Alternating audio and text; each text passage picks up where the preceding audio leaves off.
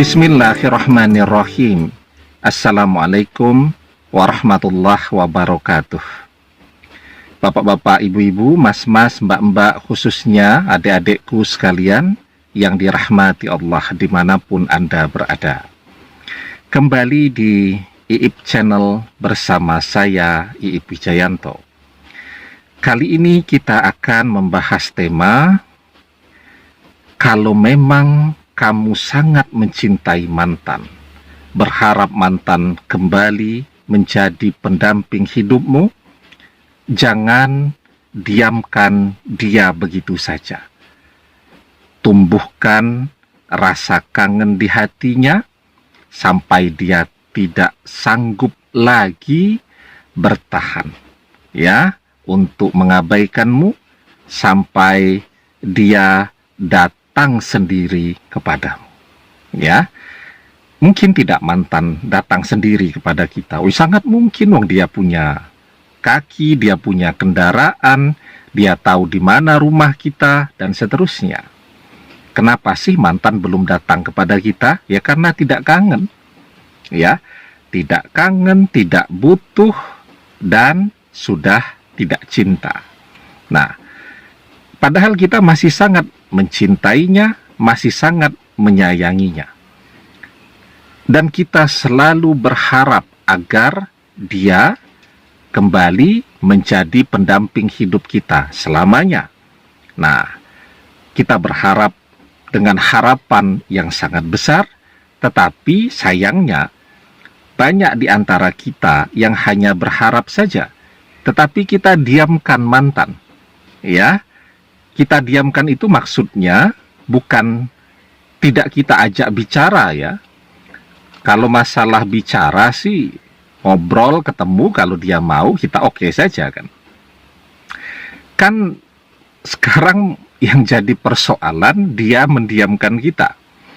Ya, bagaimana kita bisa bicara, ya, dengan dia? Nah, maksud dari jangan diamkan dia begitu saja, jangan biarkan begitu saja hatinya bergerak ke sana kemari, ya, jatuh cinta ke sana ke sini. Tetapi tumbuhkan rasa kangen di hatinya kepada kita, ya. Terus kita lakukan, ya, sampai dia tidak sanggup lagi mengabaikan kita. Kalau sekarang kan dia masih terus bertahan dengan rasa sombongnya. Dia terus bertahan untuk tidak kangen kepada kita. Nah, ketika kita lakukan terus-menerus, ya, dari tidak kangen, mulai kepikiran, mulai kangen, terus seperti itu. Sampai pada satu titik dia tidak sanggup lagi untuk tidak ketemu kita. Maka disitulah dia akan datang kepada kita. Ya, nah, sekarang caranya bagaimana dan apa yang jangan kita diamkan begitu saja. Sebelum kita bahas lagi lebih jauh, jangan lupa yang belum subscribe untuk memencet tombol subscribe dan menyalakan lonceng notifikasi agar Anda selalu mendapatkan pemberitahuan video-video terbaru dari channel kesayangan kita ini. Dengan subscribe, doa-doa kita selalu terhubung sehingga kita selalu bisa berdoa bersama-sama, ya. Nah, jadi, ya, ketika kita tidak pernah berdoa atau tidak pernah mengerjakan amaliyah apapun untuk menyentuh hati mantan, nah itu namanya mantan kita diamkan begitu saja. Amaliyah apapun yang bisa kita kerjakan, kerjakan. Karena kan itu satu-satunya cara untuk tetap bisa menyentuh hatinya, ya. Dimanapun, sesibuk apapun, sempatkan untuk menyentuh hati mantan. Menyentuh hati mantan itu caranya bagaimana? Dengan doa, ya. Misal kita hafal surat Al-Fatihah, maka ketika misal hari itu kita capeknya luar biasa karena pekerjaan sangat banyak, sempatkan sebelum tidur sekali saja kita kirimi mantan, hatinya, pikirannya, surat Al-Fatihah, ya.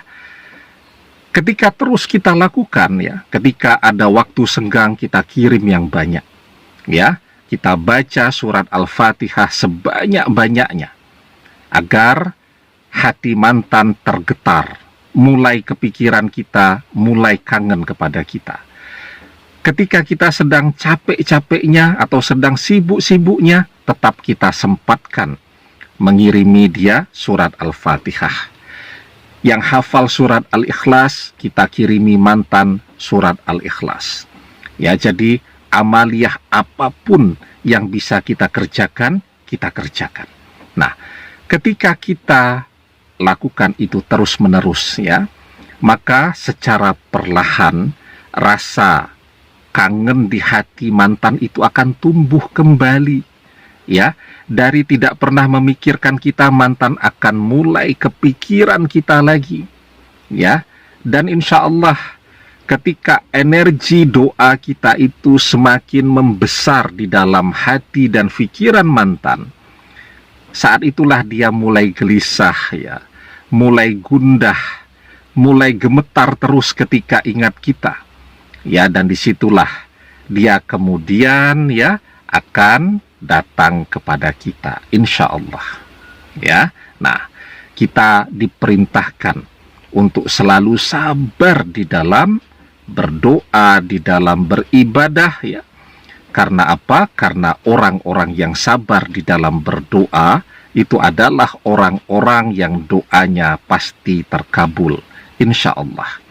Nah, di dalam surat Al-Baqarah ayat ke-153 kita diajarkan, ya ayyuhallazina amanu ista'inu bis-sabri was-shalah innallaha ma'as-sabirin. Hai orang-orang yang beriman, jadikanlah sabar dan sholat sebagai penolongmu, sesungguhnya Allah beserta orang-orang yang sabar. Ya, kita sabar, ya. Dan walaupun kita kelihatannya diam, kan kita tidak diam. Kita terus mengirimkan doa-doa kita untuk mantan. Apalagi ketika kita menyempatkan diri mengirimi doa untuk mantan selesai kita mengerjakan sholat fardu, ya. Karena waktu selesai mengerjakan sholat fardu itu adalah waktu yang paling mustajab, waktu berdoa yang paling terkabul, ya. Insya Allah ketika kita sabar, mantan akan datang kepada kita. Demikian, semoga bermanfaat. Wallahu a'lam bishawab, billahi taufiq wal hidayah. Assalamualaikum warahmatullahi wabarakatuh.